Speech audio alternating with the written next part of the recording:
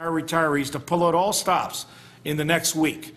Obviously, our retirees are encouraged to contact their MPs, contact their MPPs. I would ask our active workforce to call their MPs, their MPPs, reactivate the responsibility of General Motors and the responsibility of the provincial government relative to pensions to make sure that we have jobs for the future and our pensioners are protected as they thought they were when they left the workplace.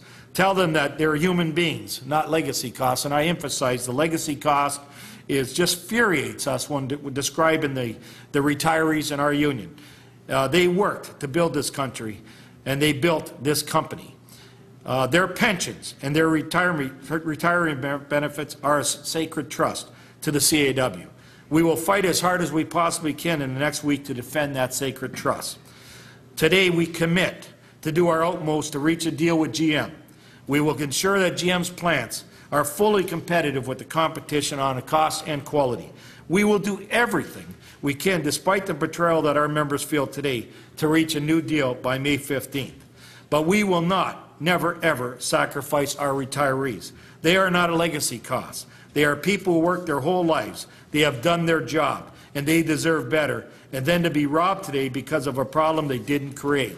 So again, we're very much troubled. We're very much frustrated with the process. We put our hearts and our minds with our members in the workplace today that are going to be asked for the third time within 12 months to ratify another compromised agreement to meet the objectives of the government, both at the provincial and federal level.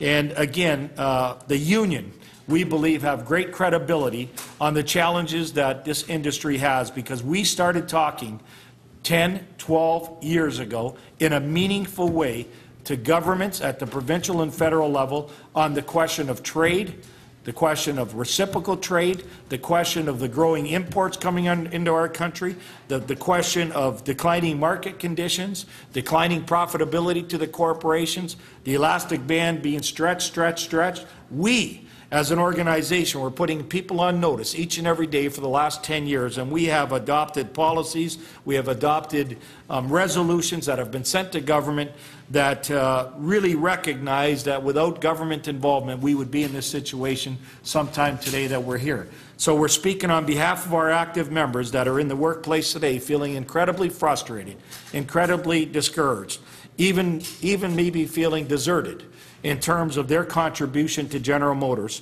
And obviously our retirees are an incredible part of our union, very incredible part of the culture of the CAW. More importantly, they have played such a significant role in the success of General Motors.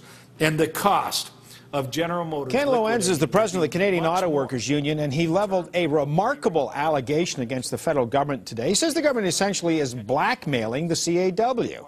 He said he was in a meeting yesterday with the CAW bargaining team, with General Motors Canada, and officials from both the Canadian and Ontario governments, and he was told that the auto workers had to once again reopen their contract with GM and make more concessions, or else, according to Lowenza, GM Canada would cease to exist. GM Canada would be liquidated. No more jobs, thousands of jobs, and no more pensions. At the moment, there are about 25,000 Canadian retirees who collect a GM pension. Again, according to Lowenza, the GM pension fund is underfunded, and the health plan is not funded at all. Lowenza is asking for all GM retirees to petition their MPs and petition the government to get themselves a fair shake.